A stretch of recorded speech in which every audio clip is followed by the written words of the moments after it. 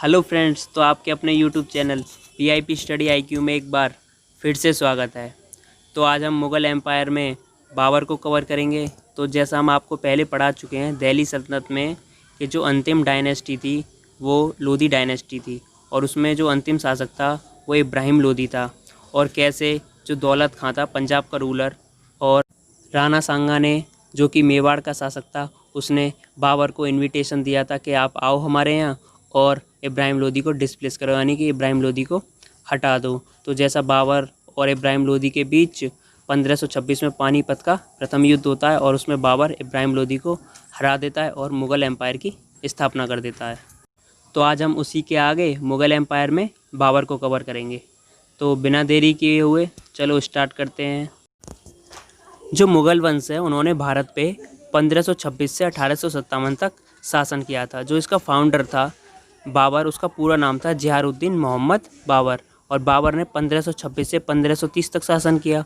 और इसने 4 इम्पोर्टेंट युद्ध भी लड़े: पानीपत का प्रथम युद्ध, खानवा का युद्ध, चंदेरी का युद्ध और घाघरा का युद्ध। तो अब हम बाबर के बारे में पढ़ते हैं। तो हम बाबर के बारे में डिस्कस करेंगे। तो जो बाबर था उसका जन्म जो हुआ था वो 14 फरवरी 1483 में हुआ था, फरगना वैली में। तो जैसा आप देख रहे हो ये फरगना वैली है, ये बहुत ज़्यादा फर्टाइल है। तो आप ये देख सकते हो ये उज्बेकिस्तान और तुर्कमेनिस्तान के बॉर्डर पे पड़ती है, ठीक है। और जो बाबर जो है वो पर्शियन शब्द है जिसका मतलब होता है टाइगर। तो आगे हम इस फरगना वैली के बारे में पढ़ेंगे, ये भी इम्पोर्टेंट है। तो जो बाबर था उसका जो ओरिजिनल नाम था, मतलब जो पूरा नाम था, वो था ज़ियारुद्दीन मोहम्मद बाबर, ठीक है। तो अब आगे बात करते हैं। जो बाबर थे उनके जो पिता का नाम था वो था उमर शेख मिर्ज़ा। और जो बाबर था वो अपने पिता की तरफ से जो तुर्किश कनकुरर थे उनका तो वो वंशज था पिता की तरफ से, और मंगोल जो कनकुरर थे चंगिज खां, उनका वंशज था अपनी माता की तरफ से। यानी कि वह पिता की तरफ से जो तुर्किश हुआ करते थे उनका वंशज था, और माँ की तरफ से मंगोल का वंशज था, ठीक है। और ये जो पता है चटकाई क्लैन से बिलोंग करता था। जो तुर्क हुआ करते थे तो पता क्या करते थे, वो भारत पे आक्रमण करते थे, लेकिन उनका जो उद्देश्य हुआ करता था मुख्य, वो खाली भारत को लूटना हुआ करता था। यही जो मंगोल शासक थे चंगिज खान ने भी ऐसा ही किया था। वो भारत पे आक्रमण तो किया, लेकिन वहाँ से जो खाली इनका जो उद्देश्य था वो लूटपाट करने का था। लेकिन जो बाबर था उसका जो उद्देश्य था वो लूटपाट करने का कुछ नहीं था। उसका जो उद्देश्य था एकमात्र कि भारत पे अपना शासन करना।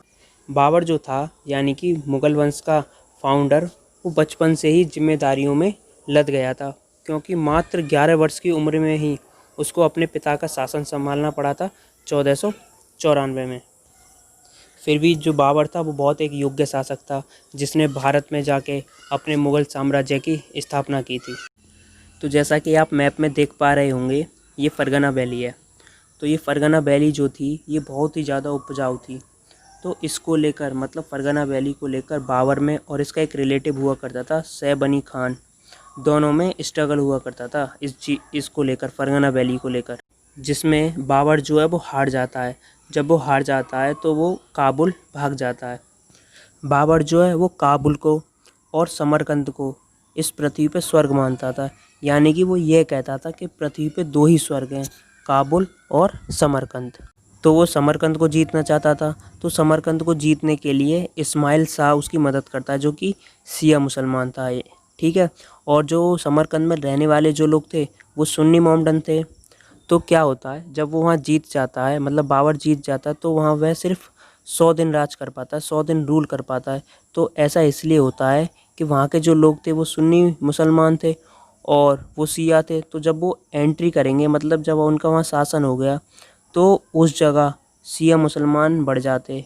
तो ऐसा वो नहीं चाहते थे कि हमारे यहाँ शिया मुसलमान बढ़ें, तो इसलिए बाबर जो होता है वहाँ पे अपने शासन को छोड़ के चला आता है।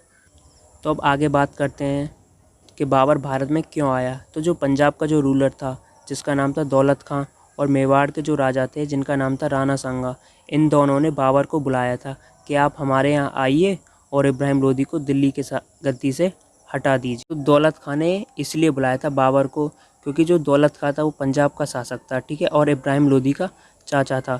तो वो अपने शासन को बढ़ाने के लिए दिल्ली पर भी कब्जा चाहता था, तो इसलिए उसने बाबर को बुलाया। तो जो राणा सांगा था मेवाड़ का राजा, तो उसने इसलिए बुलाया था क्योंकि जो इब्राहिम लोदी था वो दिल्ली पे मतलब शासन करता था, तो वह छोटे से लेकर बड़े मतलब बुज़ुर्ग हर किसी पे जुल्म करता था। इससे बचाने के लिए राणा सांगा ने बुलाया, और राणा सांगा जानता था कि बाबर आएगा और लूट-पाट करके चला जाएगा, तो बाकी पूरे उत्तर भारत पे राणा सांगा शासन करेगा और हिंदू साम्राज्य होगा, तो सभी लोग आराम से रहेंगे।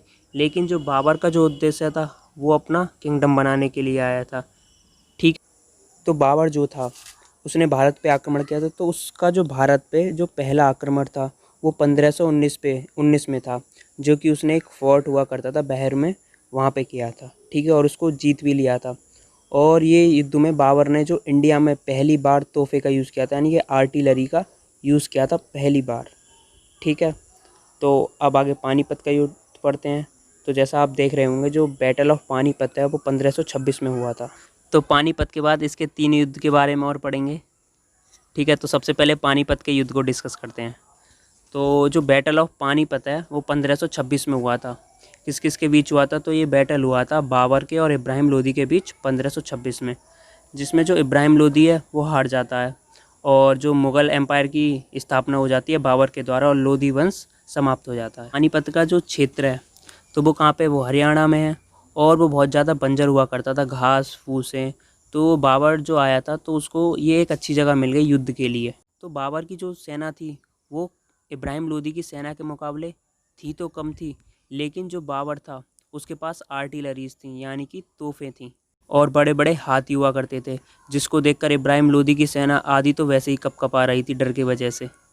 और इसके 2 चेले हुआ करते थे, जो मतलब तोप को चलाने में एकदम मास्टर हुआ करते थे। एक का नाम था उस्ताद अली, एक का नाम था मुस्तफ़ा। ये काफ़ी इम्पोर्टेंट नेम है, एग्ज़ाम में काफ़ी बार आया है। ठीक है, तो इब्राहिम लोदी की जो सेना थी वो हाथी वगैरह की वजह से ही मारी गई ईज़िली, तोप की वजह से। और ये एक धनुष भी यूज़ किया करते थे, जो कि बहुत तगड़ा धनुष था, जो कि मंगोल धनुष कहा करते थे उसको। मतलब इसकी जो रफ्तार थी वो बहुत तेज़ हुआ करती थी। ठीक है, तो अब आगे बात करते हैं बैटल ऑफ खानबा। तो जो बैटल ऑफ खानबा हुआ था उसके बारे में हम पढ़ते हैं, डिस्कस करते हैं अच्छी तरह। तो जो बैटल ऑफ खानबा जो हुआ था वो 1527 में हुआ था। तो ये जो बैटल ऑफ खानबा हुआ था ये मुग़ल एम्पायर बाबर के और राजपूत रूलर हुआ करते थे मेवाड़ के राणा सांगा। ठीक है, और ये युद्ध जो हुआ था खानबा में हुआ था, जो कि आगरा के पास था।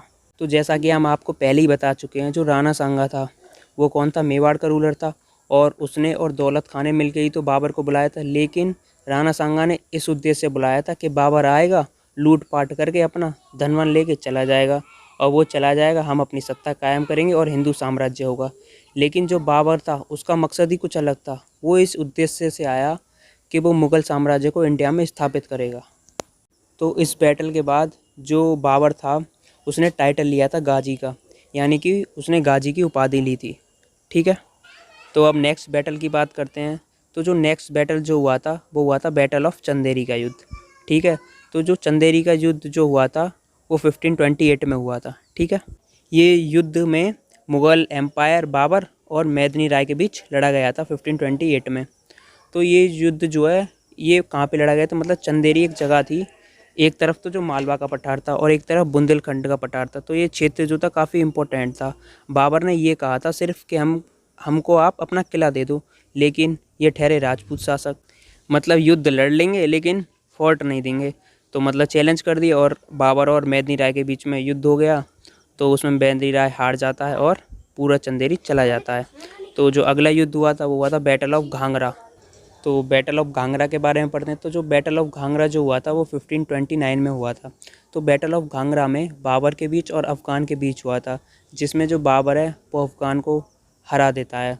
ठीक है, तो इसी के साथ ये बाबर के 4 इम्पोर्टेंट युद्ध थे। ये काफ़ी इम्पोर्टेंट युद्ध थे, अच्छी तरह पढ़ना है इनको। ठीक है, तो बाबर के बारे में और बात करते हैं। तो जो बाबर की जो मृत्यु हुई थी वो 1530 में हुई थी। ठीक है, तो इनकी डॉटर थी, यानी कि बेटी थी, जिनका नाम था गुलबदन बेगम। ठीक है, उन्होंने हुमायूंनामा लिखी थी।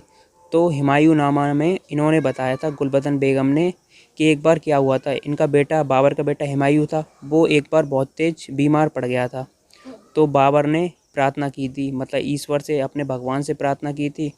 तो जब प्रार्थना की थी तो बाबर तो एकदम बीमार पड़ जाता है, और हुमायूं जो होता है वो ठीक हो जाता है।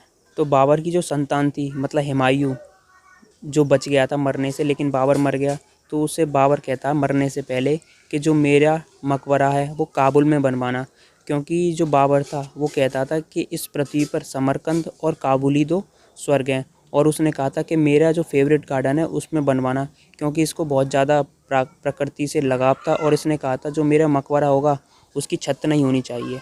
और हुमायूं ने ऐसा ही किया था। और बाबर ने ये भी कहा था कि तुम अपने भाई की मतलब रक्षा करना, मतलब हेल्प करना, अच्छे से ख्याल रखना, ठीक है। और इसने 2 मस्जिद भी बनवाई थी, एक तो संभल और एक अयोध्या में बनवाई थी, जिसको हम बाबरी मस्जिद कहते हैं, जिसके पीछे खूब विवाद रहता था, ठीक है। और इसने अपनी आत्मकथा थी वो खुद से लिखी थी, जिसका नाम था तुजुक-ए बाबरी। और इसका जो नेचर था वो बहुत ज़्यादा काइंड था, मतलब एकदम दयालु व्यक्ति था। तो इसको कलंदर की उपाधि भी दी थी, ठीक है, टाइटल ऑफ कलंदर। तो जैसा आप देख पा रहे होगे ये बाबर का टॉम्ब है जिसके ऊपर कोई छत नहीं है, ठीक है। तो बस आज के लिए इतना ही। आई होप आप सब ने अच्छे से पढ़ाई की होगी और हमारे चैनल के साथ ऐसे ही जुड़े रहें। प्लीज़ लाइक और सब्सक्राइब ज़रूर किया करो ताकि हमें भी थोड़ा मोटिवेशन मिले कोई और अच्छी वीडियो बनाने के लिए, ठीक है। तो बस आज के लिए इतना ही। मिलते हैं सेकंड पार्ट के साथ जिसमें हम हुमायूं को कवर करेंगे, ठीक है। तो मिलते हैं एक और बेहतर क्लास के साथ, तब तक के लिए गुड बाय।